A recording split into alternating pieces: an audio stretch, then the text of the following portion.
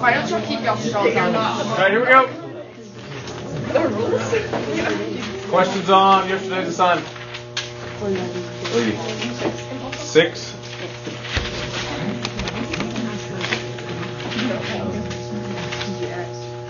All right, 6. Y equals 2 times secant squared.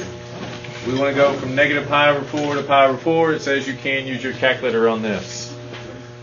All right, so out front, I'm going to have 1 over pi over 4 minus a negative pi over 4, which gives me pi over 2. We're going from negative pi over 4 to pi over 4. And 2 secant squared x dx. Any issues with that?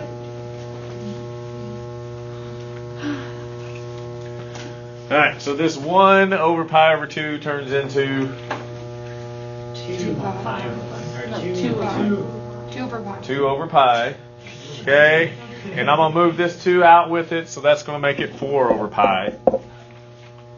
And then when I integrate secant squared, I get what? Tangent. And we're going from negative pi over 4 to pi over 4. Abby McNeely, which one do we plug in first? The top one.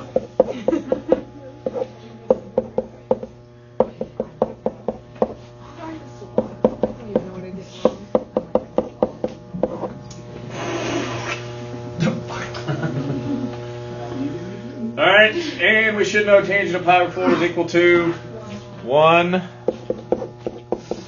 So this is 1 minus a negative 1. Which means I end up with 2. And when I multiply, I get a over pi. And that represents my average value. Elias, now what do we do next? After we have our average value. Set that equal to the function. Set that equal to the function. So 8 over pi equals 2 secant squared x. Since we have our calculator in hand, what do I recommend you do at this point? Graph it and Swivl. What did you say? Graph it. Subtract this over and then graph it. Subtract.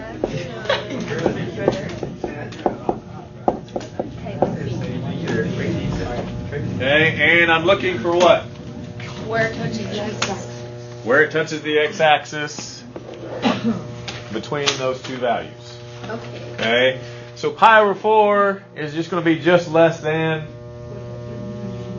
Pi over 4 is just less than 1. So I'm interested in where it's touching the x-axis between negative 1 and 1. And I believe there are two places.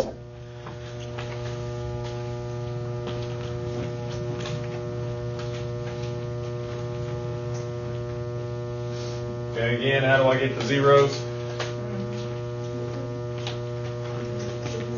Oh, you do on the side. Do you have the drag dealy thing? Well, I wanted to know the steps. So let's see. Menu. I've got 2 times secant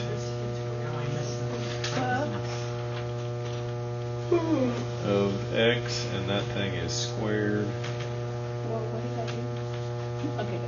And then minus 8 divided by pi.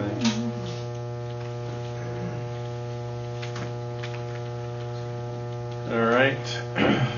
Now, since I only care about this, do you guys remember how to change your window so that you're only looking at that? Menu. 4, which is window, and then window settings. So let's change this. You can type that in, negative pi over 4 and then pi over 4. So negative pi divided by 4 and then pi divided by 4 on the other one. And it gives me a better view, and now I can see those 2 spots. What's your question? I was just trying to function into the You don't have the function in yet? I know. Mine tells me it's wrong. Yeah, mine's like missing parts. Did you put parentheses around the secant and then put the square outside the secant? No. So that's what you should be doing. Wait. Because remember, on a trig function, if I have the square there, that means that square is actually outside the trig function. It's that whole trig function squared.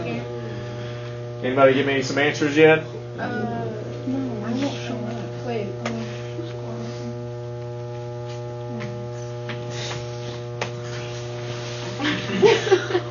What'd you get? No, I don't. I like when you were saying all that other stuff. I was just trying to grab it. You go to menu, and then you go Hold on. window, which is 4. Oh, there it is. Menu wood. The menu button. Menu. Window. Okay. And then go to power 4 to power You 4. grab it, you press. Menu 4, 1, Okay. and then make the first one negative pi over 4 and the second one pi over 4 on your Okay. x-axis. Hold on. And that's going to make it easier to see. Then you can go do menu, analyze graph, find your zeros, enter on both sides of a 0, and that's going to give you your value. Whoa.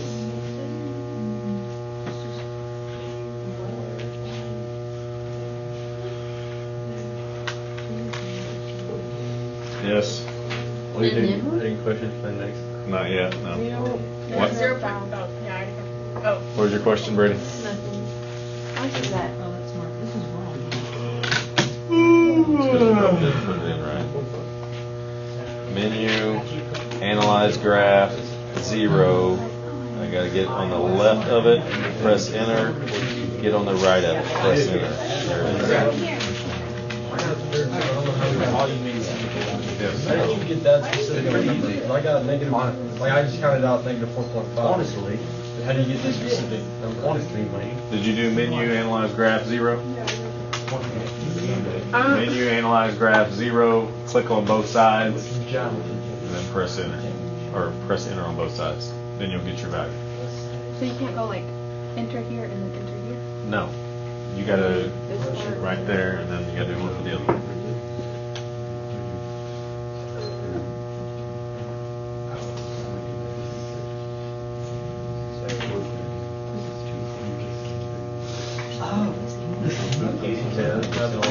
It didn't get the other. It didn't get the other negative one, but it got the positive one. So then you just assume that the other one is. So you should have a graph that looks like this. Yeah.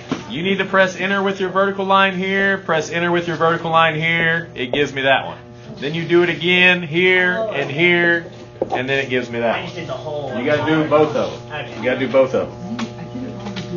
Why can't it be smart? Just do it itself. All right. One more question. Zach, what do you got?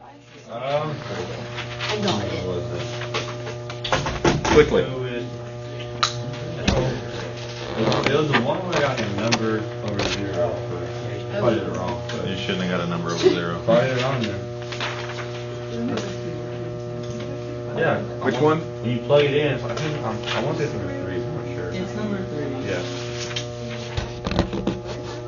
Oh. All right, find the value. Find the value of C. This is just like that last one, except this time I'm doing it without a calculator. So 1 over 3 minus 0 from 0 to 3 x cubed dx. So I get 1/3 out front. I integrate. I get 1/4 x to the 4th. We're going from 0 to 3. Oh, I did x to the 4th over 4. Same thing. But you get 0. So, since this is one term, I'm going to take it out and do this. So I have 1/12. I have 3 to the 4th minus 0 to the 4th. And that gives me 27 over 4. So there is my average value. So to start off the equation, you take the top minus, or 1 over the top minus the bottom. Yes. Okay. So wait, if I want to pull the 1/4, I just would multiply it through what I got in the same answer. And you just solve. All right, so then I set 27 over 4 equal to x cubed. And I get x equals the cube root of 27 over 4, not 24 over 4. Can you simplify that to 3 over the square cube root of 4? Why do they do that? 3 over the cube root of 4 is 5. So this is kind of like MVT then? Oh, okay, I wasn't here. I was just thinking about, yeah. Yes, this is MVT for integrals. Okay.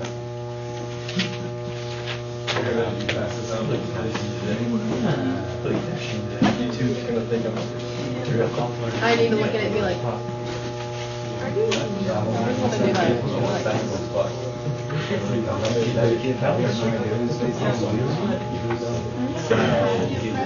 want to do that. We get the office train. Yeah. That's my point. All the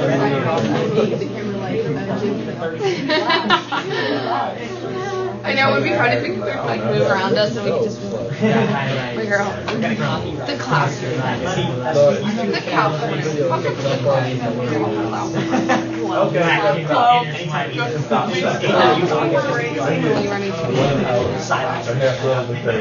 Okay, but was the whole worksheet like MVT or just that part of it?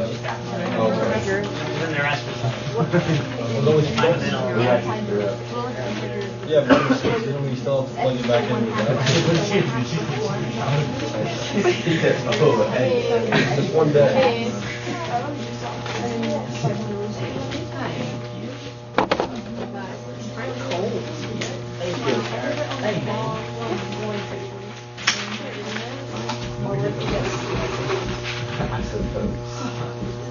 I feel very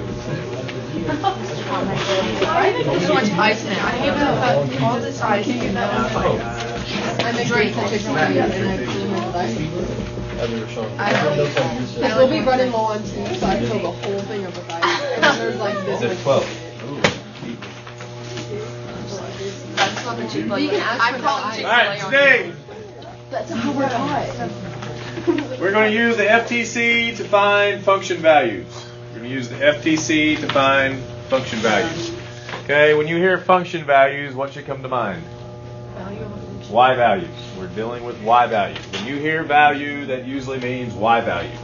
Okay, if it doesn't mean Y value, they're going to put an X in front of it. Okay, when you hear the word values, you need to be thinking Y. All right, so we have this differential equation. We have an initial condition, and then they want us to find a Y value at the X value of 3. Now, I'm going to show you the slow way, and then the way you need to do it. Okay, but I'm going to show you the slow way first, which is what you're probably used to, and then we're going to use the FTC to do it better, and it's the way that the AP world wants you to do it. All right, so the first thing I'm going to do is integrate this thing. So if I integrate 3x squared, I get x cubed. 4x, I get 2x squared. Minus 5, I get 5x. Since it's an indefinite integral, what else do I need? Plus c. All right. Raise your hand if you know what to do next. Plug in 2 and -1. Lee. Plug in 2 and -1. Plug in 2 and -1.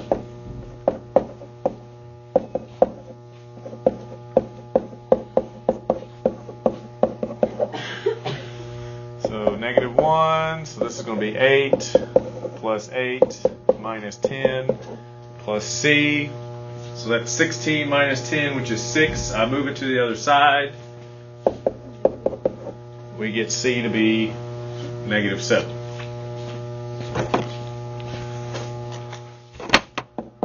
I get -7. Yes. Would you? Define y. Help finding y of 3. So now I want to find y of 3, Zach. So what do we do? You plug 3 into x plus. Plug 3 in. So 3 cubed plus 2 times 3 squared minus 5 times 3 minus 7. So 27, 18, 15, minus 7.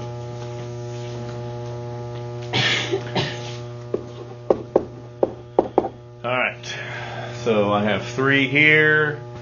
That makes negative 4, so that makes 23. So my y value at the x value of 3 is 23.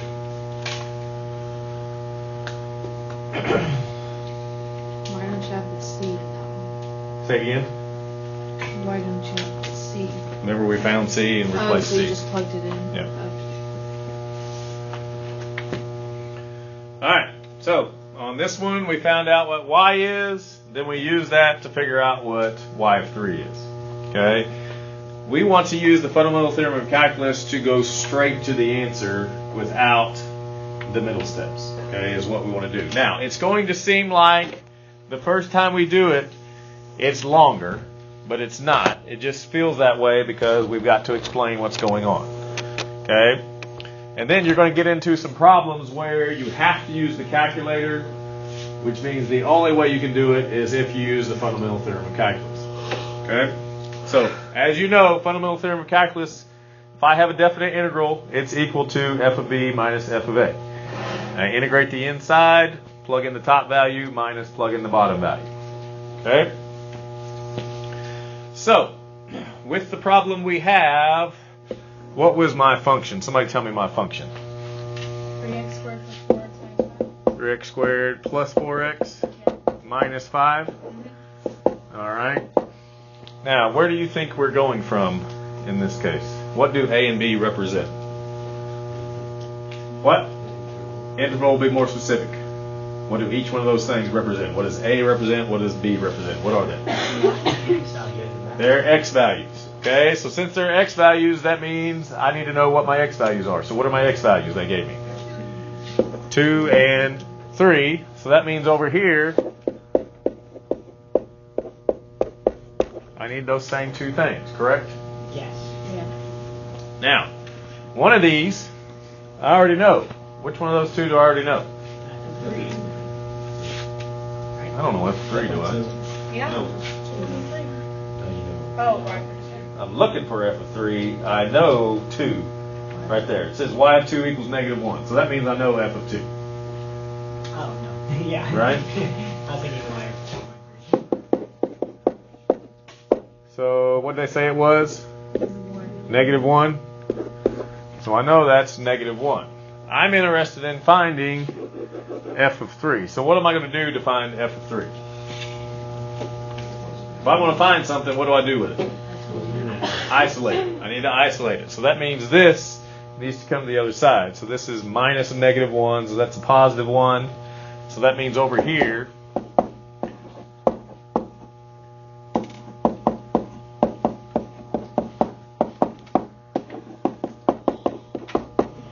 so that means f of 3 is going to equal negative 1 plus my definite integral. Okay? So what we're going to do from now on is we're going to skip this step right here and go straight to this step. Okay? And we'll come back and work it, and then we're going to talk about how to get to that step right off the bat. Okay? So now to work it, I need to handle this piece. So what do I do with this piece? Integrate. Alright, so that is x cubed, 2x squared, minus 5x. And we're going from 2 to 3.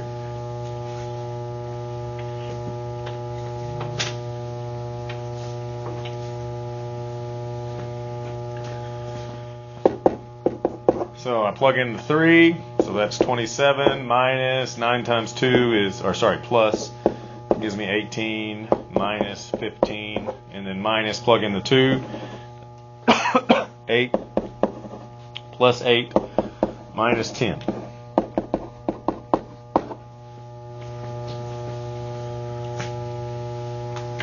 And when I put all that together, what's it going to give me? 20 what? Wait. What did we get on the first time around? 23? And that gives me f of 3.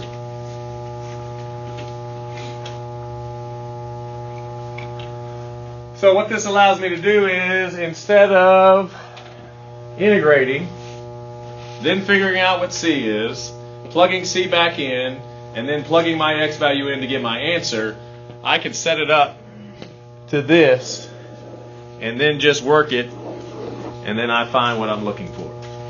Okay? But the key is understanding how to set it up right here.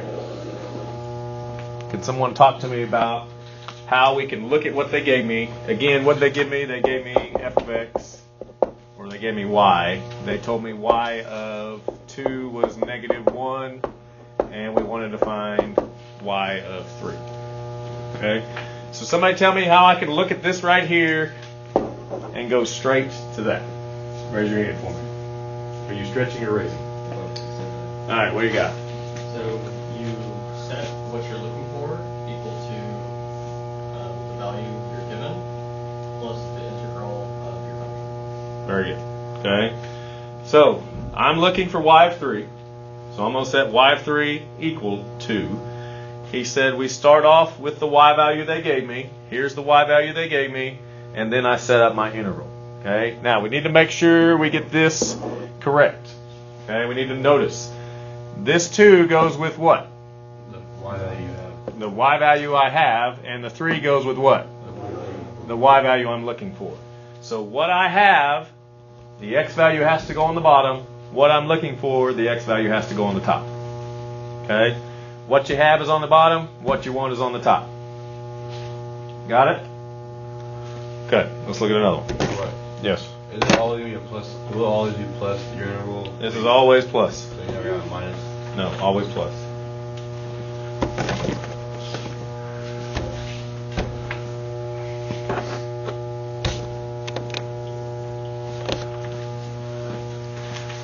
All right, so like I said, sometimes there is no antiderivative, which means you've got to use your calculator to do it. Okay, which means you have to use this method. Okay, so in this case, we want to find f of 2. So f of 2 is what I want to find. Okay, I want somebody that hasn't spoken up yet to raise your hand and tell me what this looks like when I set it up. Haley? -5 plus the integral of sine of x squared from 1 to 2. Very good. Questions on how we got that? Again, this is the y value they gave me. The x value that goes with it is here. The x value of the y value I'm looking for is there. There's my function. Ryan, what do we end up with? I thought you were punching it in. I was.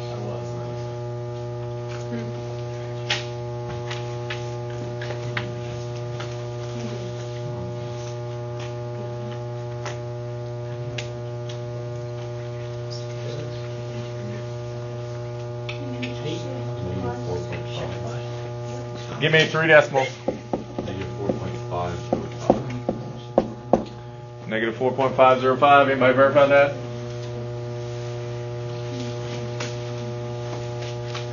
All right. Shift plus. Now, next problem says, what if you've been given f of 2 and we're asked to find f of 1? So instead of knowing that this was -5, you knew that this was -4.505. Okay, and we wanted to find f of 1. Raise your hand if you can set that up for me. What do you got, Ethan? Would it be f of 1 equals -4.505 plus the integral sine x squared dx from 2 to 1?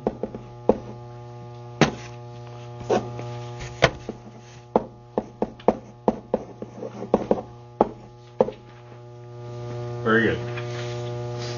Okay, now why is the 2 on the bottom? That's the x value that goes with the y value you were given. Y is 1 on top. That's what I'm looking for. Okay. Now you can punch it in your calculator just like this, and it's going to kick out. What should it kick out? it should kick out -5 or something very close. It might not be exact because we rounded this off, but it should. So it kicks out -5. A lot faster. There it is. Okay, so notice, are these in numerical order? No, that does not matter. All that matters is what I'm looking for is on the top, what they gave me is on the bottom. Got it?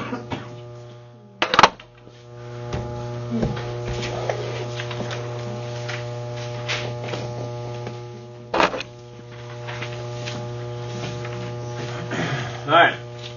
Graph of f prime consists of two line segments and a semicircle as shown on the right. We are given that f of -2 equals 5, and we want to find these values right here.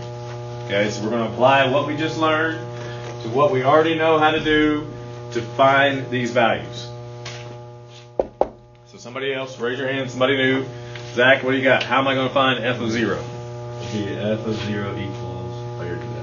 5 plus an integral of -2 to 0 Of f prime. Yeah. Very good. Any questions on that? Making sure we get that far. Then, working it out is what we've been doing. How do I figure out what that is? It's just the area. Okay, remember, raise your hand, please. Two things this represents. The area above. Elias? Area under the slope. Area under the curve. And the change of the function above. Change in the function above. So if I've got a graph, which one of those two am I interested in? Area under the curve. So, -2 to 0, -2 to 0. I'm interested in that area. So this is 2 by 1, 2, 3, 4. So 2 times 4 is 8, and then 8 times a half gives me 4. So 5 plus 4 gives me 9. Everybody with me? Courtney? Yeah, right. You good? All right, f of 2. Abby M, set up f of 2. How am I going to find f of 2? F of 2 equals? F5 plus the integral of f prime of x dx from -2 to 2. From -2 to 2. Very good. So -2 to 2. So from -2 to 0, I already know is 4. What's 0 to 2 going to be? Also 4. So that means this is 8. So 5 plus 8 gives me 13.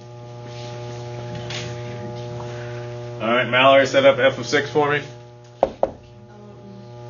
5 plus the interval of -2 to 6.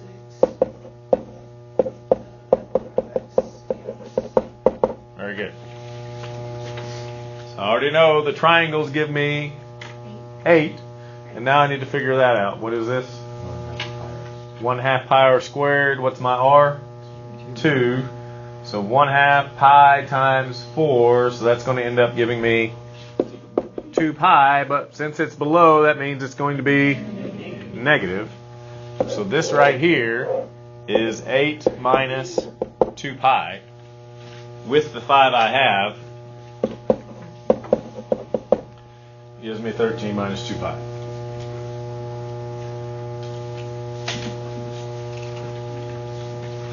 How are we feeling?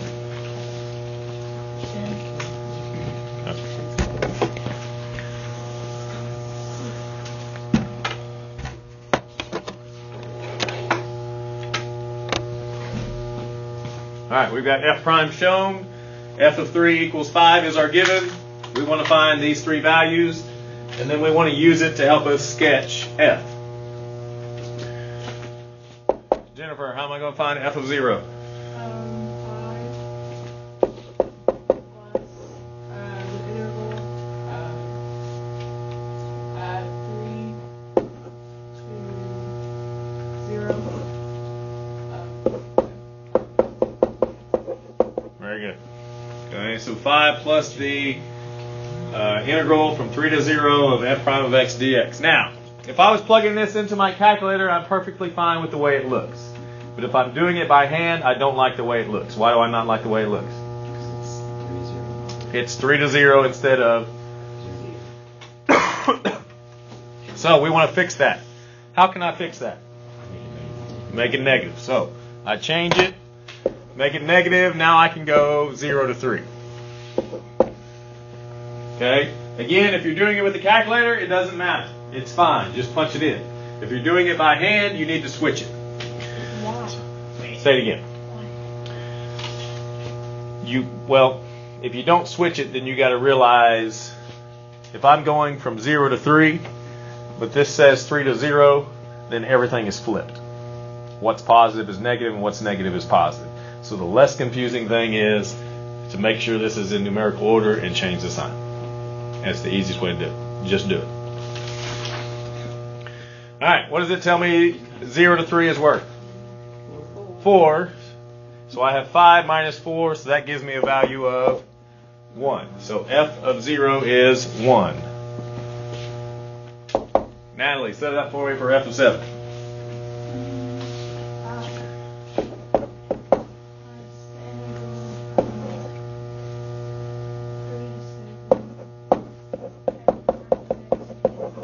Perfect. So 5 plus the integral from 3 to 7 of f prime of x dx. This one, we're in order, so we're good to go. What does that equal to? Not 9. It's equal to negative 9. Why is it equal to negative 9? It's below. So 5 plus a negative 9 gives me, that's negative 4.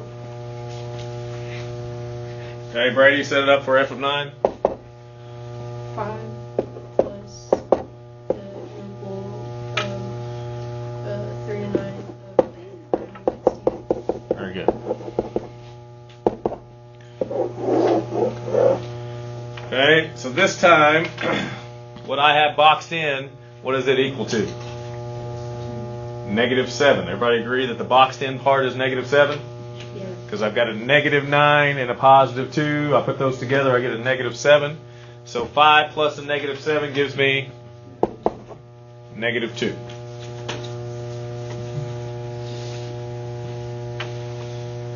Now I want you to notice something. What do you notice about the x values of the y values we wanted to find? They're positive. Well, they are positive. Well, 0 is not positive. They're not negative. They cross the x-axis. All right, it's where they touch the x-axis. If I ask for function values, it's got to be locations where my derivative is touching the x-axis. Okay? All right. Now, we want to use this information to sketch our graph. My biggest y value is 1. My smallest y value is negative 4. So I'm going to put 1 there, 1, 2, 3, 4 there. And then I'm just going to plot those points. So I've got 0, 1. So 0, 1 is right there. I've got 7, 4. Negative 4. 7 and negative 4. And then I've got 9 and negative 2. So 9 and negative 2, which is right there. All right, now you're going to have to dig deep on our thinking to fill out the rest of this graph. Okay? What are some things we can get from the derivative that will help us figure out what our graph looks like? Concavity, whether increasing or decreasing, and all that kind of stuff. Okay? So, between 0 and 3, my derivative is what? Positive. If my derivative is positive, what does that mean my function is doing? Increasing. So I know between 0 and 3, except this is jacked up. Well, we didn't put that one up there. There it is. I forgot that one. 3, 2, 3, 4, 5. I forgot to put the given up there. So we know between 0 and 3 we're increasing. Okay? Does it make sense that I've got to increase to get from here to here? Yes. Yes, it does. Now, what 2 ways can I increase? Concave up or concave down? Okay, what determines, how can I look at this and determine if something's concave up or concave down? whether or not it's increasing or decreasing. Okay? So from 0 to where this is increasing? 0 to 1.5. So what I'm going to do is, and this is where I usually lose you guys, because it's not an exact science, and usually you guys don't like it if it's not an exact science. I'm going to go to 1.5, which is right here, and then I'm going to go up to where these two meet. Okay? And I'm going to put a dot. Okay? What do I have at the x value of 1.5? It's a point of inflection. So on the left side, since the derivative is increasing, that means my concavity is one of the two. Up. Concave up. So I'm going to connect these two dots with something that looks concave up. Then, between 1.5 and 3, my derivative is decreasing, which means we are concave down. So we need to draw something that looks concave down. It's not hard, I promise you. So you use split it, like the 1.5, you just split the difference between your. Yeah, I went to 1.5, I went up. If I were connecting these two dots, that's where I like to put that dot. And that putting this dot on the paper is usually what you guys have issues with. Just stick it in there. Imagine I'm here and there, and then there it is. So basically, you're cutting the difference in half. So you're adjusting on the x-axis. Here's what I'm doing, Zach. I'm connecting here, and then I'm going up to where I run into that. End of story. That's what I want. Okay? I know what you're. I'm not. Well, that's what I want. Just go with it. It's more of a verification. All right. Now, raise your hand if you know where my next point of inflection is. Ethan. Would it be 5? 5. Why is it 5? Because it changes from decreasing. Decreasing to increasing. So I'm going to connect these two dots, and then I have 5. So that's I'm just going to leave it right there. That's pretty close. Okay. Again, it does not matter. It does not have to be exact. Okay. But, so, between 3 and 5. Between 3 and 5, what is my function doing? Decreasing, which means I have to be concave down. So I need to draw something that looks concave down.